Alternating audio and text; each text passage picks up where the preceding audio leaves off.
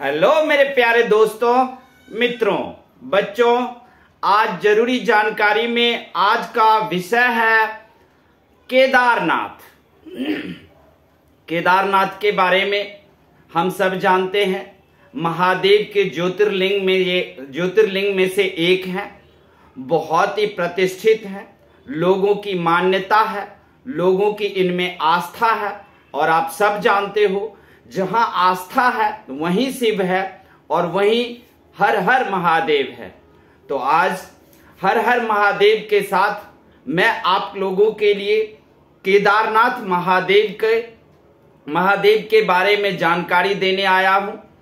मैं महादेव के बारे में कोई जानकारी तो नहीं दे सकता, लेकिन इस मंदिर के, केदारनाथ मंदिर के निर्माण के बारे में हमने कुछ जानकारी इकट्ठा किया है, उसे मैं आप लोगों को दे सकता हूं। महादेव तो सृष्टि करता है, उनके बारे में कौन बता सकता है? जो भी बताएगा वो सबके सब अंदाजा होगा, अनुमान होगा, क्योंकि महादेव के बारे में बयान करना किसी के बस की बात नहीं। लेकिन उनका जो ये केदारनाथ मंदिर है उसके बारे में हम जरूर बता सकते हैं आपको। केदारनाथ मंदिर जो है वो एक अनसुलझी पहेली है। केदारनाथ मंदिर का निर्माण किसने करवाया, इसके बारे में बहुत सारे अलग अलग बातें हैं, अलग अलग अनुमान है। कुछ का मानना है इसका निर्माण पांडवों ने करवाया, कुछ का मानना है कि इसका निर्माण शंकराचार्य ने करवाया।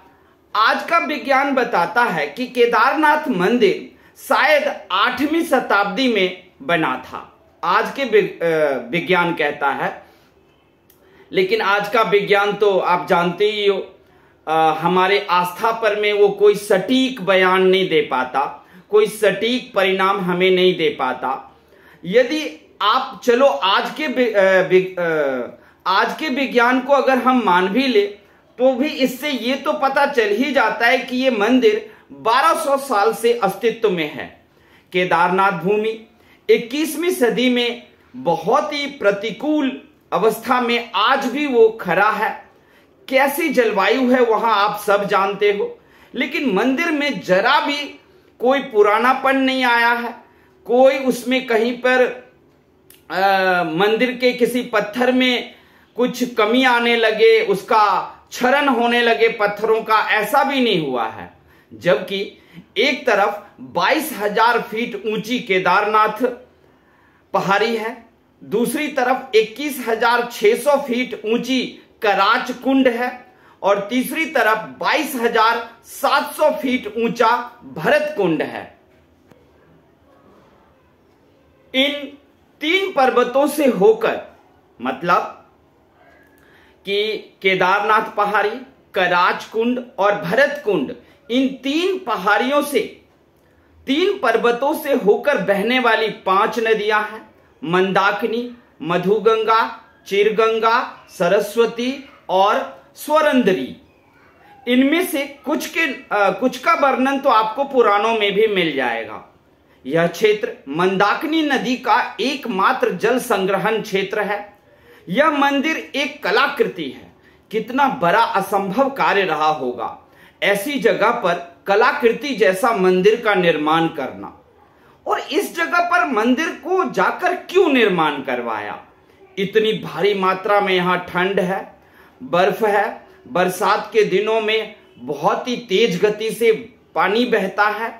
फिर यहां पर मंदिर आखिर कैसे बनाया गया? क्या आज का साइंस इसके बारे में कोई फॉर्मूला दे सकता है? इवन कि आज का साइंस इसके बारे में कोई तर्क भी नहीं दे सकता है। मैं आपको बताऊंगा कि असल में इस मंदिर को अभी तक कुछ क्यों नहीं बिगड़ा है, जबकि इस पर में बार बार कई प्राकृतिक आपदाएं और घटनाओं का सामना करना पड़ा है। इतनी तेज बारिश होती है यहां पर कि यहां तक पहुंचना मुश्किल है। फिर इस मंदिर को इस जगह पर क्यों बनाया गया? ऐसी प्रतिकूल परिस्थिति है, फिर भी ये 1200 साल से कैसे खड़े हैं बिना किसी नुकसान के? एक पत्थर में भी कोई कमी नहीं आया अभी तक। 1200 साल बाद भी ये मंदिर अनवरत मजबूत है, फिट है और सही है। 1200 साल के बाद भी आप देखोगे मंदिर इतना अच्छा क्यों है। यहां पर कोई भी चीज ले भी जाते हैं तो हेलीकॉप्टर से ले जाते हैं, यानी कि कोई भवन निर्माण कार्य, कोई वस्तु बनाना हो तो आपको यहां पर हेलीकॉप्टर से ले जाना पड़ेगा। जेसीबी के बिना तो यहां कोई कार्य और कोई ढांचा भी खड़ा नहीं हो सकता, बल्कि यहां पर कोई कार्य संभव ही नहीं है। फिर भी इतने बड़े बड़े पत्थर को कैसे वहां रखा गया, कैसे हुआ? हम सभी को ये बात एक बार तो जरूर सोचना चाहिए। वैज्ञानिक अनुमान लगाते हैं कि यदि मंदिर 10वीं शताब्दी में पृथ्वी पर होता तो ये हिमयुग की एक छोटी अवधि में होता। वाडिया इंस्टीट्यूट ऑफ जियोलॉजी एक संस्था है, Wadia institute of geology, Dehradun में ये संस्था है। देहरादून की इस वाडिया इंस्टीट्यूट ने केदारनाथ पर में एक एक्सपेरिमेंट किया, कुछ परीक्षण किया और चट्टानों का उम्र का पता लगाया जाता है कि कोई भी चट्टान कितना पुराना है। उस थ्योरी को, उस विधि को कहते हैं लिग्नोमैटिक डेटिंग। तो वाडिया इंस्टीट्यूट ने लिग्नोमैटिक डेटिंग भी किया, उससे परीक्षण किया, पत्थरों के जीवन के अवधि का पता किया, तो पता चला कि यह मंदिर 14वीं शताब्दी से लेकर 17वीं शताब्दी के मध्य तक बर्फ में दबा हुआ था। तब भी मंदिर के निर्माण में किसी प्रकार का कोई नुकसान नहीं आया। 2013 में आपको याद होगा, सब भारतीयों को याद होगा, 2013 में केदारनाथ में एक विनाशकारी बाढ़ आया और उस बाढ़ में इतना बारिश हुआ, बारिश 375% बारिश अनुमान से ज्यादा हो गया। बाढ़ में लगभग सरकारी आंकड़े के अनुसार 4200 गांव तबाह हुए, 5748 लोग इसमें मारे गए, 10,000 से ज्यादा लोगों को एयरलिफ्ट किया गया। इतनी भीषण बाढ़ में इतना नुकसान हो गया, लेकिन मंदिर पर कोई आंच नहीं आई। केदारनाथ का पूरा ढांचा वैसे ही खड़ा रहा, जबकि उसके अगल बगल में भूस्खलन हो रहा था, मिट्टियां कट के बह गई। भारतीय पुरातत्व सोसाइटी के मुताबिक बाढ़ के बाद भी मंदिर के पूरे ढांचे के ऑडिट में 99% मंदिर पूरी तरह सुरक्षित है। 2013 की बाढ़ और इसकी वर्तमान स्थिति के दौरान निर्माण को कितना नुकसान हुआ था, इसका अध्ययन करने के लिए आईआईटी मद्रास ने मंदिर पर एनडीटी परीक्षण किया। एनडीटी परीक्षण होता है कि मंदिर में कितना नुकसान हुआ है और कितने सालों में और नुकसान हो सकता है। इस विधि को हम बोलते हैं एनडीटी परीक्षण, और ये आईआईटी के स्टूडेंट ही कर सकते हैं। लेकिन उन्होंने पाया कि मंदिर को ना तो भविष्य में कुछ बिगड़ने वाला है, ना मंदिर का अभी कुछ बिगड़ा है। ये एनडीटी रिपोर्ट कहता है। मद्रास आईआईटी के स्टूडेंट सब ने इसको ढूंढकर निकाला। एक मंदिर जो अलग अलग संस्थानों द्वारा आयोजित, अलग अलग वैज्ञानिक टीम के द्वारा इसको जांचा गया है, परखा गया है, लेकिन फिर भी इसमें कोई नुक्स नहीं है। केदारनाथ मंदिर उत्तर दक्षिण के रूप में बनाया गया है, जबकि भारत में लगभग सभी मंदिर पूर्व पश्चिम में है। विशेषज्ञों के अनुसार यदि मंदिर पूर्व पश्चिम में होता तो पहले ही नष्ट हो चुका होता, या कम से कम 2013 की जो बाढ़ आई थी उसमें तो तबाह हो ही गया होता। लेकिन इस दिशा की वजह से केदारनाथ मंदिर बचा हुआ है और केदारनाथ मंदिर पर किसी भी तरह का कोई प्रॉब्लम नहीं आया, क्योंकि ये उत्तर दक्षिण के रूप में बनाया गया है। भारत के अन्य मंदिर पूर्व पश्चिम के रूप में बनाया गया है।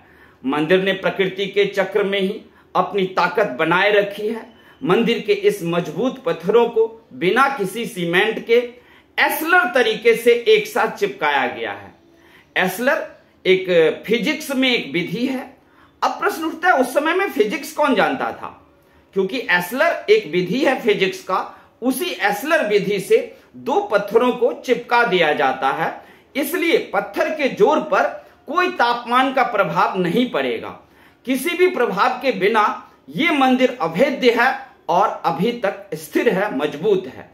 टाइटैनिक के डूबने के बाद पश्चिमी लोगों ने महसूस किया कि एनडीटी परीक्षण और तापमान के ज्वार को मोड़ सकता है, लेकिन भारतीय लोगों ने सोचा कि यह 1200 साल पहले परीक्षण किया। यह केदारनाथ उन्नत भारतीय वास्तुकला का ज्वलंत उदाहरण नहीं है। 2013 में मंदिर के पिछले हिस्से में एक बड़ी चट्टान फंस गई और पानी की धार विभाजित हो गई। मंदिर के दोनों किनारों का तेज पानी अपने साथ सब कुछ बहा ले गया, लेकिन मंदिर और मंदिर के शरण में जो लोग भी थे वो सब के सब सुरक्षित थे।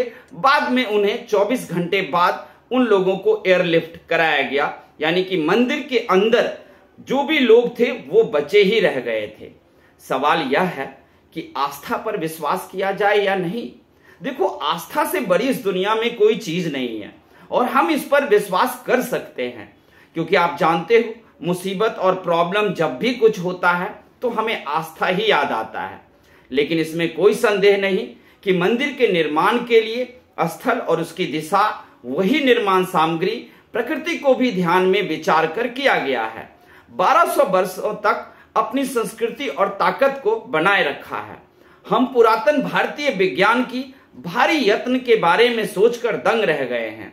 शिला जिसका उपयोग 6 फुट ऊंचे मंच के रूप में निर्माण किया गया, कैसे मंदिर तक लिया गया। ये 6 फुट ऊंचा इतना बड़ा पत्थर न जेसीबी था, न कोई मशीन था, फिर किस चीज से इसे उठा कर ले गए। आज तमाम बाढ़ों के बाद भी मंदिर क्यों सुरक्षित है? केदारनाथ को वैज्ञानिकों ने सबने जांच परख लिया, लेकिन ऐसा क्यों नहीं है? तो हम सीधा कहते हैं कि हमारा जो वैदिक हिंदू धर्म था उसकी संस्कृति बड़ी उन्नत थी, उस समय का साइंस बड़ा उन्नत था। ऋषि मुनियों ने, हमारे ऋषि मुनि विज्ञान की सबसे उत्तम कला को जानते थे, वो सबसे उत्तम वास्तुकला को जानते थे, मौसम विज्ञान को वो जानते थे, अंतरिक्ष विज्ञान को भी हमारे ऋषि मुनि जानते थे। आयुर्वेद में काफी तरक्की की, ये तो किसी से छुपा नहीं है, जो हमारे ही ऋषि मुनि जानते थे। इसलिए हम सबको गर्व है कि हम ऐसे ऋषि मुनि और ऐसे भारत देश में जन्म लिए हैं जहां पर में ये सब कुछ हमें प्राचीन काल से ही और हमें विरासत में मिली है। अब मैं बताता हूं कि आखिर इस मंदिर को कुछ बिगड़ता क्यों नहीं है केदारनाथ को। तो मेरा जहां तक मानना है कि केदारनाथ की जो मंदिर है उसकी उसको जो बसाया गया है, केदारनाथ मंदिर को जो बनाया गया है वो शायद 2-4 पत्थरों को भी जोड़ा गया है, लेकिन ये पूरे के पूरे पहाड़ को ही काटकर बनाया गया है। और इस पहाड़ की जो पहाड़ है वो पहाड़ की गहराई धरातल के बहुत ज्यादा नीचे तक है। और नीचे वाला जो पहाड़ी है वो जमीन को पकड़े हुआ है, इसलिए इस पर किसी भी तरह का कोई भी समस्या आ जाए इसका कुछ नहीं बिगड़ सकता है। तो इसके साथ ही हम खत्म करेंगे। महादेव, हम लोग कुछ भी अंदाजा लगा लें उसका कोई मायने नहीं रहता। आस्था बड़ी चीज है। शिव और महादेव अगर चाहेंगे तो सब कुछ हो जाता है। शिव और महादेव के जाप करने भर से आपके सारे अमंगल मंगल में बदल जाते हैं। इसलिए हम लोग, वैज्ञानिक लोग, कोई भी कारण दें कि केदारनाथ मंदिर का पर्वत नीचे जमीन के अंदर ज्यादा है इसलिए कुछ नहीं बिगड़ रहा है, या कोई आईआईटी के वैज्ञानिक कुछ भी दे दे, इस सब से कुछ नहीं होगा। महादेव की कृपा है तो चल रहा है। पूरी दुनिया, पूरा भारतवर्ष और केदारनाथ का क्षेत्र सब महादेव की आस्था में है। इसलिए हम सबको महादेव में विश्वास करना चाहिए और उनका आशीर्वाद प्राप्त करना चाहिए। और केदारनाथ आप लोग जरूर घूमने जाएं, क्योंकि ये 12 ज्योतिर्लिंग में से एक है और इनकी बहुत ही मान्यता है। यहां जाने से आपके सारे मनोकामना भी पूर्ण हो जाएंगे। तो आप लोगों को ये जानकारी कैसी लगी हमें कमेंट करके बताना।